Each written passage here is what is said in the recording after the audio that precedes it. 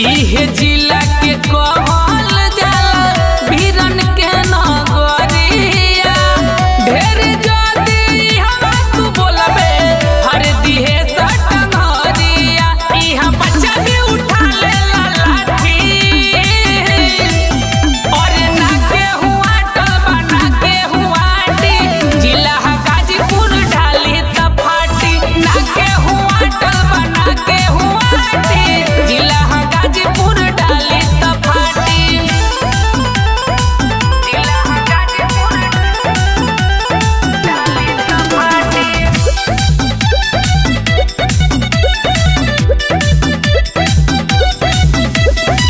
गाजीपुर जिला के होई रंगबाज लीहे जन तू हलका में।